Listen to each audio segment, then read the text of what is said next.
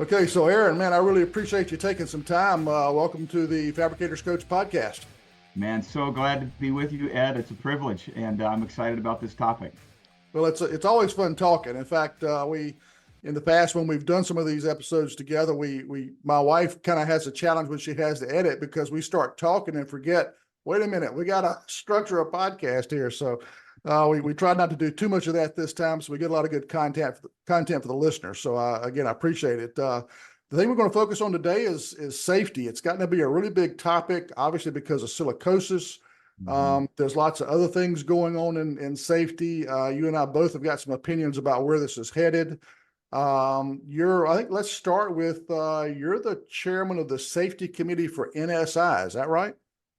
Yeah, I don't want to overstate the position in terms of what that means. I'm on the safety committee, and so that is comprised of a bunch of stone industry companies that basically contribute to this fund that essentially makes the NSI safety materials free for the industry. So that's really how it kind of came to be. And so then we're definitely offering input on these safety topics and also funding the materials and the resources that they've made available. NSI has been doing a lot of work to develop structured professional safety resources for the industry. In the past, you had to be a member to get access to them, but they felt like this is such an important issue that we needed to kind of change the way it's done. And so that's what that committee does. Like I said, I don't want to overstate my role in that, but I kind of fell into it. I volunteered to be the vice chair, and then the chair resigned, and I found myself as the chair. And so I get to sit in on these meetings and learning a lot. And obviously, this safety topic is it's interesting being on the inside of that. On one hand, it's like, oh my gosh, there is a lot going on, especially in the state of California with silicosis. And then I'll go talk to fabricator that I've got relationships with, very legitimate, safety-oriented companies that have absolutely no idea that this silicosis issue is where it's at. They're completely unaware. They're so busy running their businesses, and it's really flying under the radar. So it's this interesting sort of paradox. There's a lot going on, and yet it isn't obvious to a lot of people what's going on. And so it is an important topic, and that's what the NSI is doing, is trying to make it more known in terms of not just the legislative issue and the prospect of quartz being completely banned in the state of California and what that means potentially for the rest of the country, but the fact that there is a massive safety issue when it comes to silicosis, and the NSI has a bunch of great resources, for fabricators that want to improve and their operations and make them more, make them safer. Okay, so that's fairly new to me. I thought I had heard that they had made their safety resources available and free. It's great to hear officially they are free. I know that's NSI does a lot of things, but one of the things they're really known for is some really great safety materials. So anybody who's listening that's not a member can actually go to the NSI website. That's naturalstoneinstitute.org, I think it is.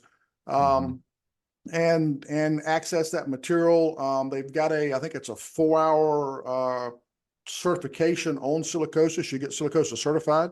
So a lot of really great resources out there. So as we talk about safety, anybody who's not a member, that's a great place they can go to get help. So I think that's super. Let's before we get into what's going on with silicosis, is there anything else that the safety committee is focused on other than just kind of making materials available and things like that? You guys got any other initiatives out there? Yeah, well, that training that you've referred to, they actually call it the Silicosis and Slab Handling Safety Certification. And so it actually includes a pretty good module or modules on just material handling, slab safety. And that's another kind of subcommittee that we're working on right now. It was brought to our attention in the meeting last week, our quarterly meeting, that another stone worker was killed, I think last week. They didn't divulge the company or even the state that it happened in. I think it was in the Southeast, but it was another accident that occurred moving slabs, and a worker was crushed and died. And so, that's another one. Silicosis is huge because there are people dying from that disease as a result of the quartz dust and the silica in the air. But there's still, way too many people being killed and injured by material handling. And we, so that's the subcommittee. What we're working on is a set of standards, because the stone industry is still, despite all that the Natural Stone Institute has done, it is still very much the Wild West. And one of the things that happens is there'll be a tragedy like this. OSHA will obviously become involved, and then they'll reach out to the NSI and go like, "Hey, what do we do here? This shouldn't be happening. Where are the standards?" And it's like, there really aren't any. I mean, there are best practices, but in terms of there being clear-cut, regulated guidelines for safety, it's the Wild West. And so that's one of the subcommittee projects that we're working on, is to develop a set of guidelines for slab storage, number one, so that we can actually provide that to OSHA to say, hey, here's some best practices that should be in place. And the interesting thing is, it's like, well, who do we go to verify this? And it's like, well, there isn't anybody. It's just this vacuum, if you will. Yeah. And so that's something we're trying to develop, is some level of standardization first for just storage, transportation. A lot of these truckers are being killed. They're not stone guys. They show up with the flatbed, they throw some A-frames on the truck, throw some straps over them, and they take them to a shop. And if they're not on a level surface, and they pop the straps and they're standing on the wrong side of that A-frame, I mean, that's happening. So that's another kind of aspect of that same issue of setting guidelines for transportation. And it's kind of a blank slate right now. And yeah, here's what's interesting.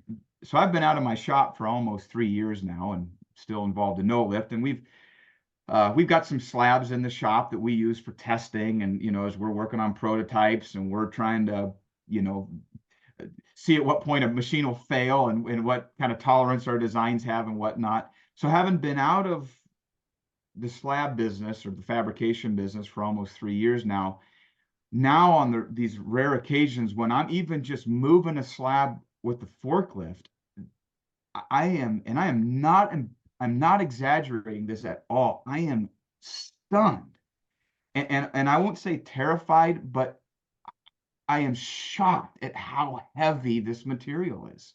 Yeah. It's like I never really appreciated it, because I've been in it and around it for so long.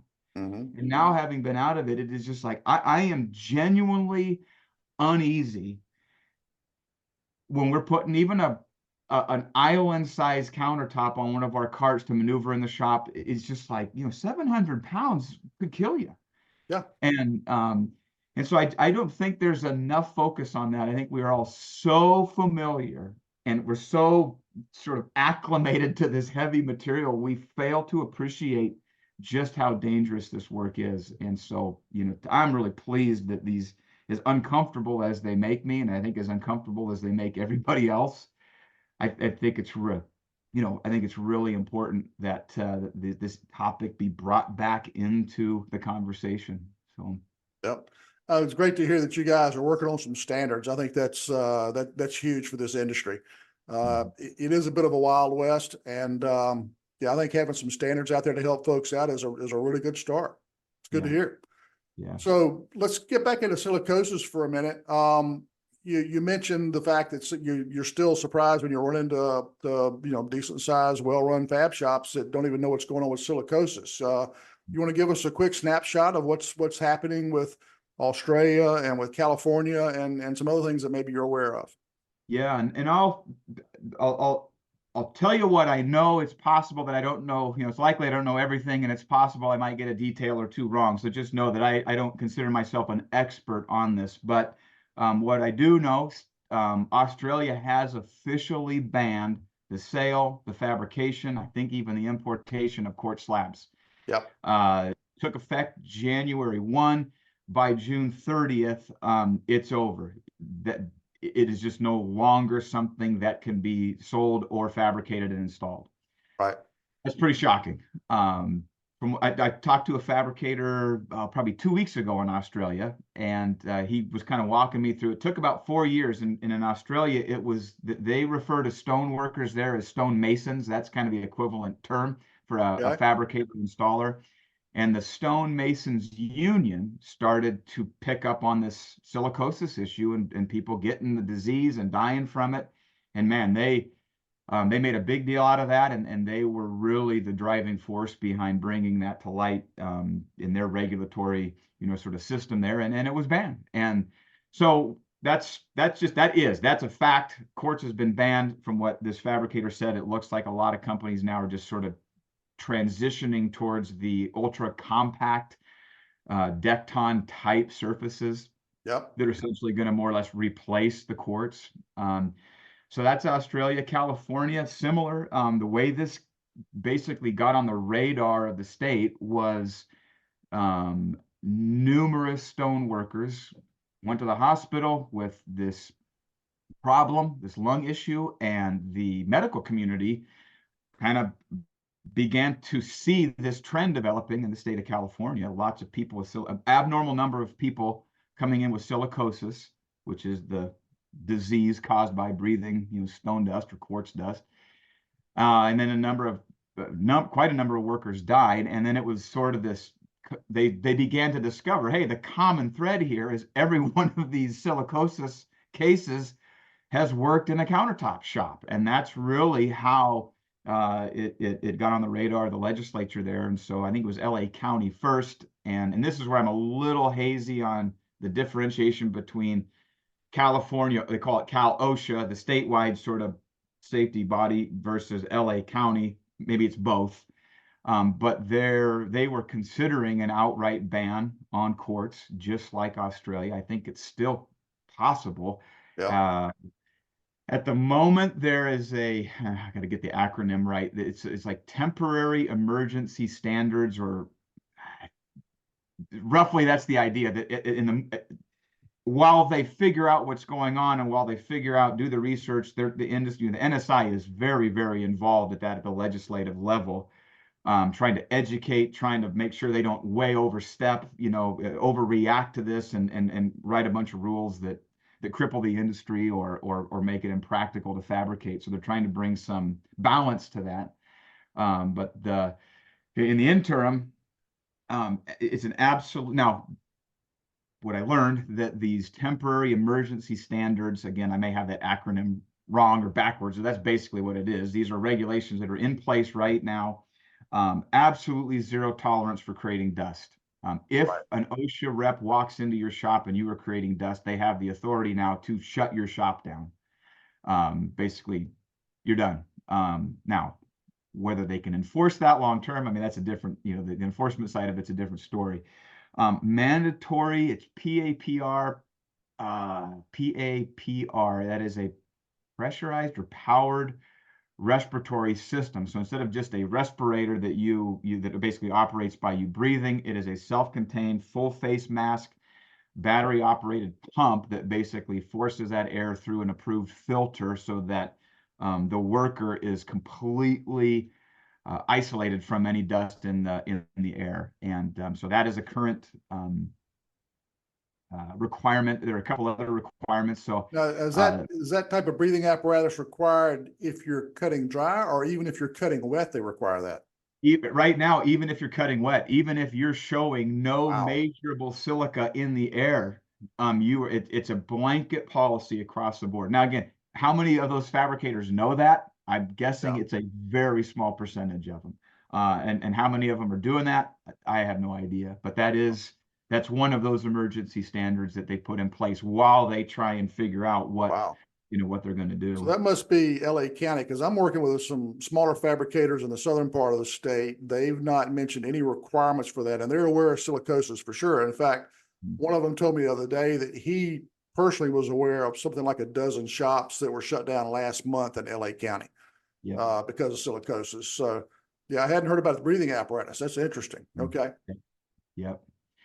And I wish I had, I should have requested that agenda from our meeting last week that had, the list of those things, but it's available. I mean, if someone wanted to reach out, I could find that. If someone, especially in LA County, is wondering, I'd go to the NSI first.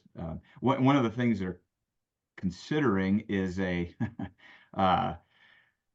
this is, I think legislation has been proposed to require certification, some level of safety certification, to buy quartz, and it would basically be up to the slab, the quartz manufacturers, the slab distributors, to police that Yeah. and to insist on that certification before they'll sell. But that's not a law. That's just been proposed. Yeah. So have you heard about any other states that are starting to put some pressure on this issue as well? I have not. No, I'm not aware of any other states that are where it is at this level. Now, what is assumed is that so goes California, so goes the rest of the country. And Yeah, yeah. if what they decide to do is probably going to influence the rest of the country eventually. Yeah. And I've heard rumors that there are other states that are looking at this, but I haven't heard of any formal, final guidelines or crackdowns or enforcement, anything like that. But I think the smart money says know the issues, get out there, do what you got to do to get your shop straightened out, get the take advantage of the NSI training. Heck, it's free. Why not? And for the right reasons, because as I understand it, there is no cure for silicosis. This silica crystal, when it gets into your lungs, it's spiny, kind of like a burr, and it once it gets in there, it can't come out, and it causes your lungs to harden. And the only cure for it, only way you stop it is either a lung transplant or death. That's your two options. Yeah. And they've highlighted, you're exactly right. That's exactly what I understand from the education that I've received. Again, and even though I'm out of it, it is an extremely uncomfortable topic to talk about, because it's like, man, I thought we were doing a pretty good job, but were we doing enough? You start asking that question, and that'll sober you up real quick. And but we got to talk about it. And that from what I know in this education process, yeah.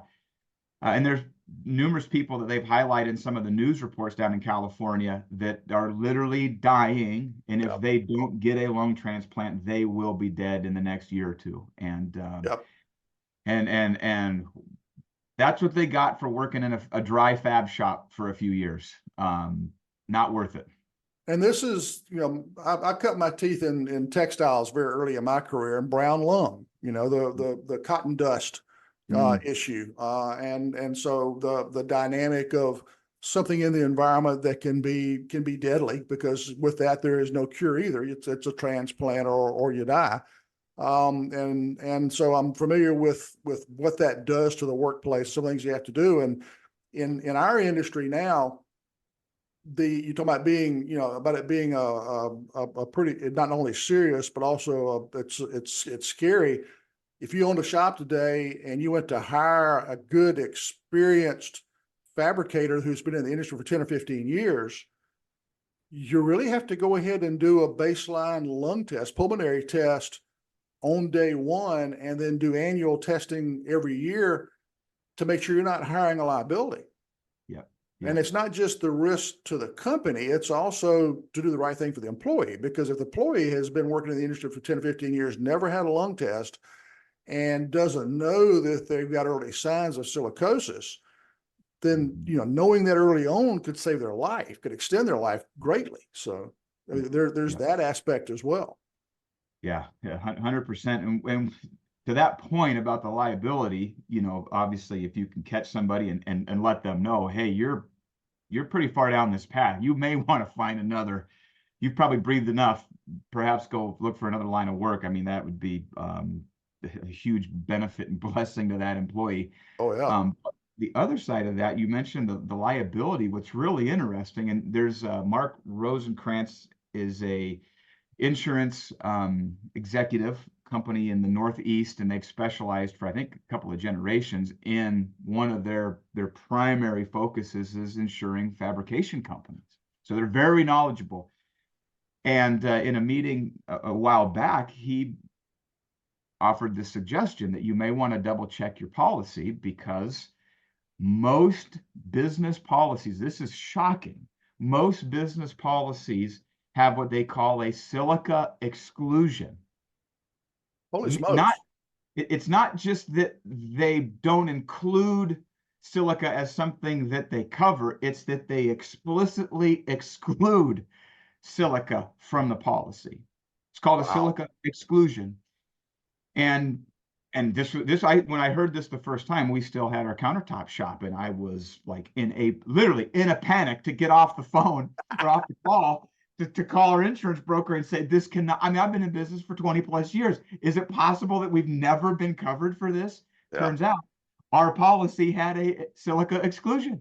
Holy And smokes. we had to go get a separate policy. So that liability that you're talking about, not only might you be liable, it is not just possible, but probably likely that you're not even covered if that issue was to come up and you were to be, find yourself in a lawsuit, litigation, a claim. Your insurance may not even cover it.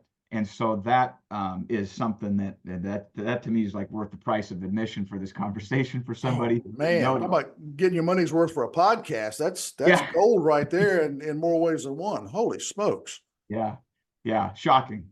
Yes, absolutely. Yeah, I'm thinking of, okay, as soon as this is over, I got some texts I need to send to some clients just to make them aware. Cause, yeah, I've been recommending, the pulmonary, testing on hiring and the annual and the whole bit. And this is like, wow, you need to go a whole lot further than that. Yep. Man. And it wasn't hard to do. It was just a series of steps just to add that to the policy. But they weren't letting us know. It wasn't like the insurance agent was, oh, by the way, we don't cover this. It was whether they even knew or not, I don't know. Yeah. But we were not covered, and it's pretty scary. Holy smokes.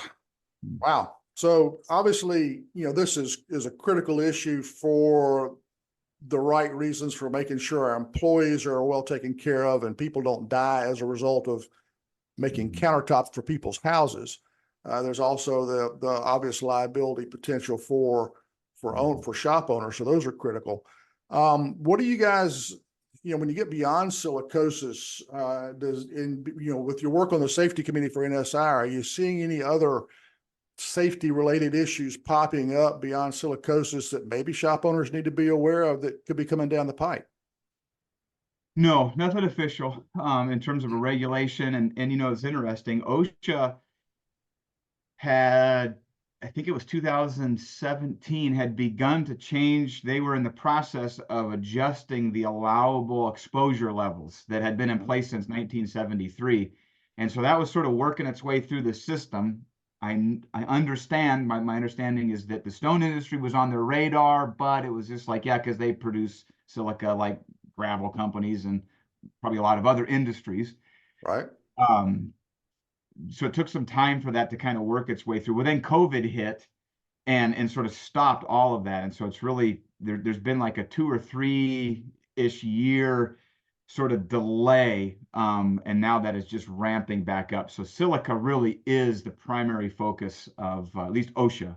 It is continuing that work, the exposure levels, and now with quartz in and of itself being so uniquely concentrated, such a measurably higher concentration of the silica in that product compared to even granite.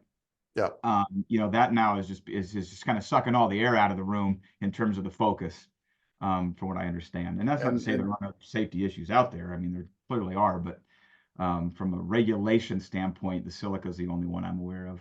And so when we talk about the whole product issue, almost all quartz, I understand that there are 1 or 2 brands out there that don't have silica, or they have very, very low silica, but quartz is the greatest offender.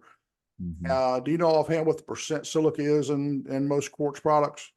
No, and I would probably maybe expand that to just so there's no confusion. Quartzite has become so popular, which is a natural stone, quarried stone that I've heard, I don't know this to be the case, has a higher concentration of silica compared to granite.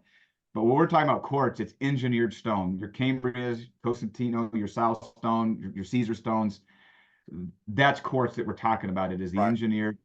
And so no, I just know that it is significantly higher. But it probably depends, the lack of testing, again, it comes back to my beef with this Wild West industry that we're in. There is no standardization. There is no governing body that establishes any sort of criteria, not just to meet, but also to publish where that's being scientifically studied. And because nobody really knows what they're working with Yeah. because there's no standards. Right. At least it's not easily or readily available to anybody. And so that question is kind of hard to answer in a real specific sense. Okay. And I've seen some numbers, but I don't remember them, and I don't want to put them out there because I don't have any confidence in offering something accurate. So I don't want to I don't want to misrepresent. But you're right. The engineered quartz products, with a couple of exceptions, I've heard that there are one or two out there that were engineered to have very low silica, but quartzite has silica in it naturally. Granites have silica in them naturally, much lower level.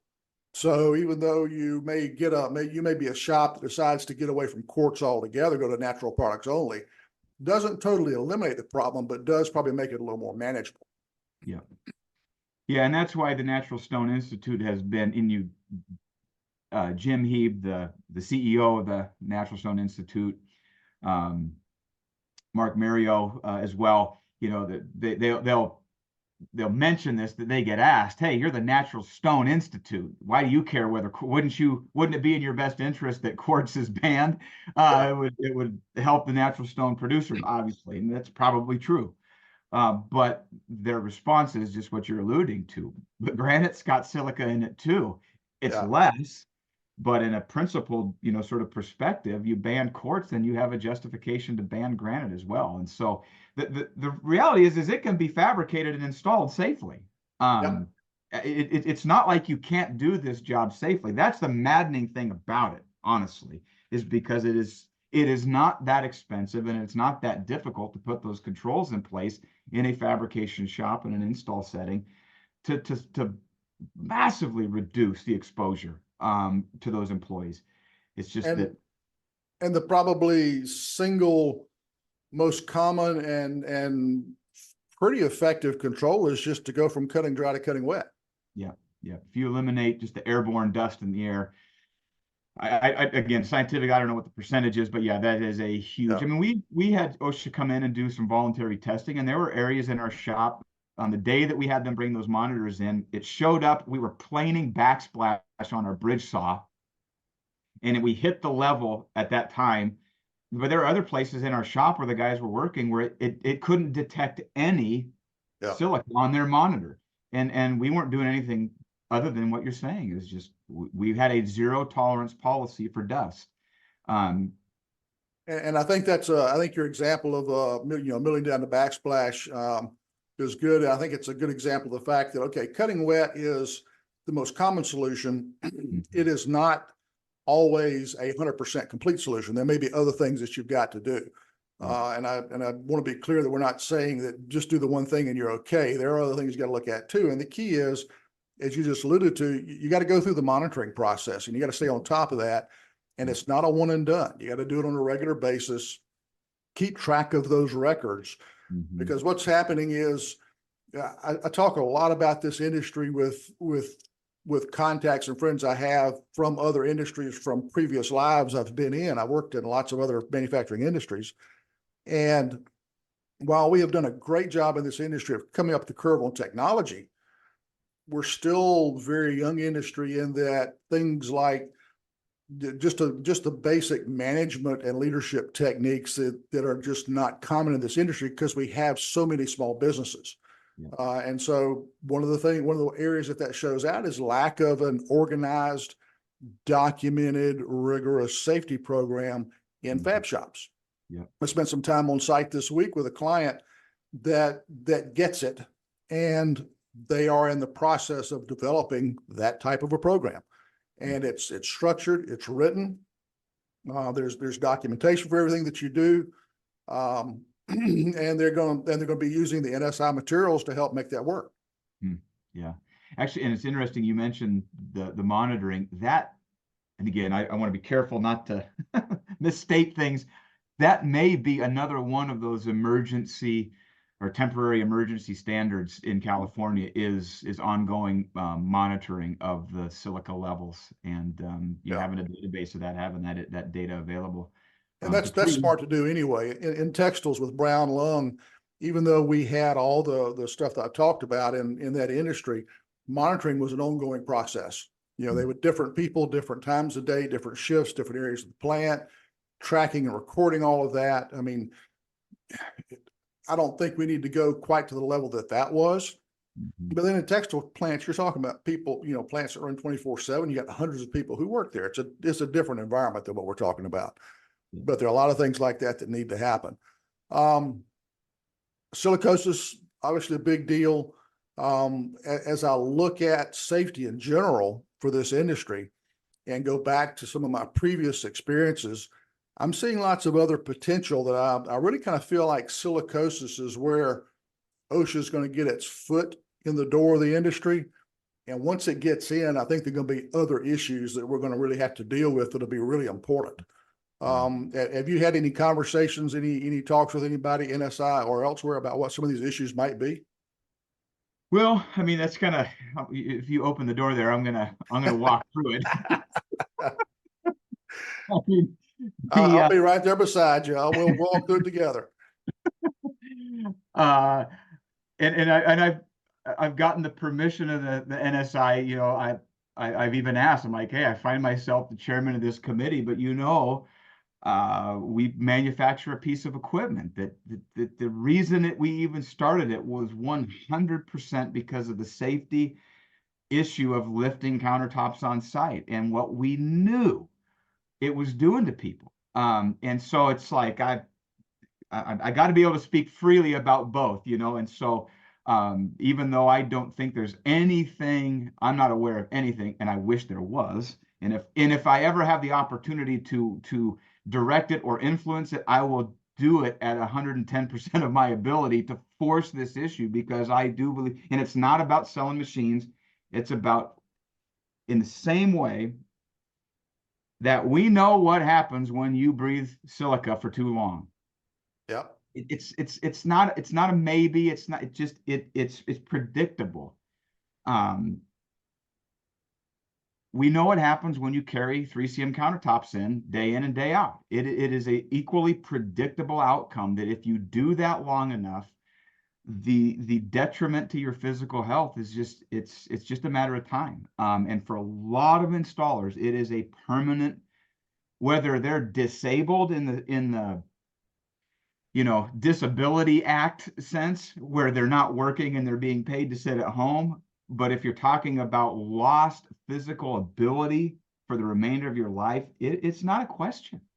And so that's high on my list, is just knowing what I know. And again, it's just like silica. We talk about that topic, makes me really uncomfortable.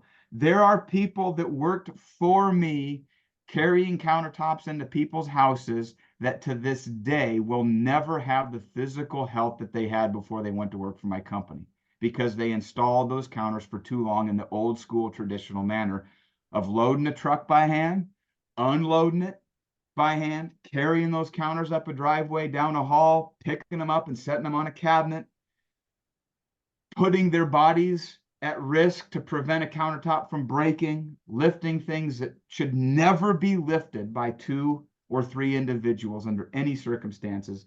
And so it's uncomfortable. It's like, I know people right now who have lost physical capabilities and will never recuperate as a result of that work that they did working in my countertop company. And it's man, and it's doesn't have to be that way. So agree 100%. I don't, you know, I've never met a fab shop owner that intentionally wanted that to happen to their employees. I don't think anybody who owns a business intentionally wants to harm their employees. It's stupid business. Okay. It just to be blunt about it. I think it's a matter of lack of awareness. You mentioned, you know, having been out of the industry, dealing with slabs day to day, and now as you do it from time to time in your current business, how it's such a visible and it's so obvious what a big risk it is. We just get kind of immune to it being in the industry. And in full disclosure, for those who don't know, you own you developed the no lift cart, install cart, and you own that business or run that business. And you did that for, I think, the right reasons because of what you say. You saw that happening to people. But you talked about lack of standards for that. I'm going to kind of delve back into the archives of my brain, the deep, dark recesses of history here. We'll go back in the age of the dinosaur, working in other, large manufacturing plants, other industries. The lifting standards that I remember from OSHA were something like a maximum lift of 75 pounds for a human being. And that number reduced based on frequency. And a lot of the large companies I work with, large companies are bigger targets, big, deep pockets. So, OSHA likes to hit them hard with fines. But I remember multiple companies in different industries that set lifting limits at somewhere like 35 and 45 pounds, because typically people weren't doing this just once or twice a day. They were doing it multiple times a day. And if they were doing this like dozens or hundreds of times a day, they'd lower that limit to 15 to 20 pounds. Now, what that means is a human being couldn't lift that amount without some sort of mechanical assistance. And so if my memory is correct, and I'm not saying that it is, but if it's anywhere close, it's pretty obvious what's going to happen when OSHA understands what happens outside the fab shop. Yeah. Well, and so you're really, touching on the topic of the cumulative lifting, so you reduce the amount if you're doing a lot of lifts in it, because there is that factor. So most people will find this unbelievable. And the first time I did the math on this, I was like, this cannot be true. But if you take an 85 square foot kitchen, and let's just say it's quartz, the lighter side, 15 pounds a square foot, that's 1,330 pounds total weight, 4 or 5 pieces probably make that up. If you lift those counters, put them in your truck, you lift them again to take them out of your truck, and then you pick them up a third time to set them on the cabinets, that's over 4,000 pounds a day cumulative. It's 20,000 pounds a week. If you get a 2-week vacation, that's 50 weeks a year. That is 1,000,000 pounds a year cumulatively, and that's conservative. Wait. Hang on. Let's back this up. I got a Clemson brain, so let's walk through this math a little slower here, okay? How many pounds for a quartz kitchen? Let's just say it's 85 square feet at 15 pounds a square foot. That's 1,300 pounds. Plus and doing that 3 times for an install. So Yep. in the truck, out of the truck, and on the cabinets. Yep. Okay. And then how many installs a day? Well, that's just assuming you're doing 185 square foot kitchen a day. And that's what I mean. That's a conservative estimate. How many times have you met an install crew that only did 185 square foot kitchen a day? No, it's very unusual. Yeah. All right, and you look at the contract installers, they're doing sometimes 2 or 3 times that much square footage a day to make the economics work, to get enough dollars to make a good living. Yeah. Yeah. So 85 square foot a day, 5 days a week, 50 weeks a year is 1,000,000 pounds a year of lifting. And we all know that install crews are not doing just 1 kitchen a day. So you go 2 kitchens a day, that's 2,000,000 pounds. 3 kitchens a day is 3,000,000 pounds. Yeah. Anybody who's, and I assume you've done this, but anybody who's looked at the nature of back injuries, how the disc happens, we always hear about, the person who steps off the curb at the street and throws their back out, and now they got a ruptured disc, got to have surgery. It wasn't that step that did it. Those are all cumulative. But I remember being told in the training that I got was that disc is kind of like an onion. It's got layers. Mm-hmm. You can have an acute injury where you rupture all of those layers or the majority of them, or you can have this, as you know, about the 1,000,000 pounds a year, that cumulative over and over and over and over again. And then all of a sudden, an installer goes to pick up his grandkid, throws his back out, and now he needs back surgery. And it wasn't the grandkid that did it. It was all the countertops he's been picking up. Yeah. And it's exactly right. That progression. And it's, what's interesting is there's virtually no studies. Well, there's not virtually, there are 0 studies as it relates to the stone industry on this issue, but there is a ton of research and studies done on paramedics. And I wrote a research paper actually on this for a class I was taking, because there's so much available data for paramedics and EMTs, because they're doing the same thing. They're picking up those stretchers or those gurneys every day. Yeah. And you're exactly right. So out of that, there's this process, the disc degeneration. It starts with degeneration, that accumulative effect. You're doing the same lift over and over, the compounding of that. Then you get a bulge disc, and eventually it's a herniated disc where that in event you can rupture it. But that is exactly right. And even guys who get to the point where they're like, I can't do this anymore, and they stop and they go to do something else, even a year or two later, the effects of that will eventually get so bad to where, like, just like you're saying, they got to have surgery. And they're never the same after that, even though the surgeons are, 98%, return to normalcy. That's not the norm. It is, in many cases, a permanent and limiting injury that you will have for the rest of your life. Yeah, I think back to people that I've known that have had back surgery, and the percentage of those that have been successful, even 80-90% successful. I struggle to remember any of them that were. It's usually back surgery it kind of gives you some relief, but not necessarily a lot. So, and we're talking about, those discs don't heal themselves well, if at all. No. Muscles that you damage, tear, whatever, you can heal those. We're not even talking about joints, hips, shoulders, those kind of things. So yeah, this is lifting weights, lifting countertops, all that's I think is going to be kind of the next big thing. And as you get into looking at other things OSHA can find in a shop, I think one thing that we're going to run into pretty quickly is going to be forklifts in a shop. Because a lot of manufacturing plants I've been in where OSHA has said, okay, you're going to paint lines on the floor, and there will be one lane for motorized traffic and a separate defined and lined lane for foot traffic, and never the twain shall meet.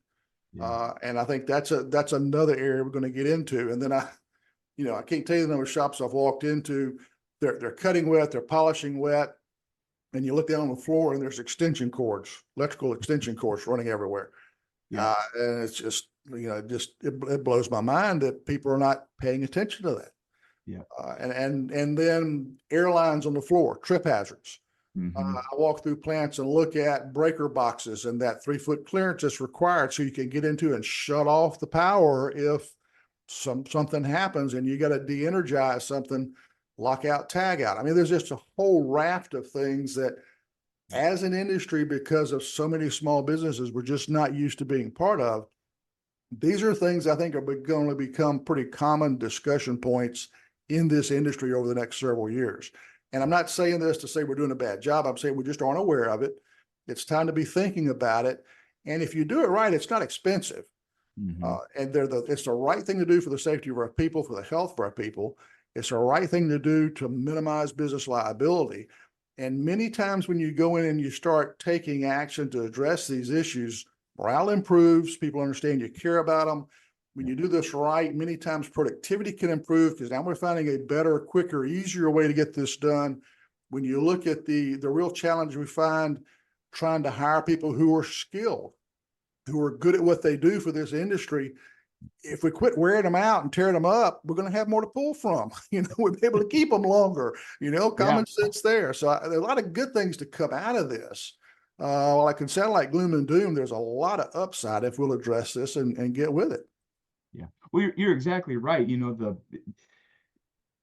The result of those improvements from a safety standpoint will absolutely be felt in a operational sense. And you get all those extension cords off the floor, you get airlines off the floor, you're not tripping. The efficiency will naturally improve. And that the fact is, if you look at the silica issue, if we don't solve this, OSHA will conclude that we can't regulate ourselves to the level that protects the workers. And so the solutions are there. It is not prohibitively expensive to make your shop safer. And if you choose not to, boy, the cost of being forced into it. In fact, it's interesting. The guy from Australia that I was mentioning, He bought a no lift from us, and so I was kind of doing a follow-up call, and it's like, hey, by the way, I heard that Australia banned quartz. Well, when they started that, their first step was the enforcement of, he had to go from basically being a dry shop with a bridge saw to a completely automated shop, and the water controls and just the all of that he had to do sort of unexpectedly and all at once. And he said it nearly bankrupted him because his business was just not at the level and he barely was able to absorb all of those required changes that they mandated kind of just on a dime. Yeah. If you want to stay in business, this is what you have to do. Or you either go out of business, defy the standards, or you comply. And that cost of compliance at that level is, that's prohibitive. But in terms of what you can do starting today to just begin improving the safety in your shop and out in the field, man, there's just like you said, going wet, getting those lines off the floor. There's all kinds of things that can be done that will make that operation safer for the workers that are out in it. And there's no excuse. Yeah, and that's the primary reason to do it is for your people, because anybody can buy machines, but anybody can buy materials, and you can rent a space to do the work. But you got to have people who will show up every day and do a good job. And if you don't take care of them, it's tough. It's very tough on them, can be, and it can be tough on you too as a shop owner. So, Aaron, this has been a great conversation. I really appreciate it. If folks want to know more about what's happening with NSI and safety, obviously they can go to the Natural Stone Institute website and get that.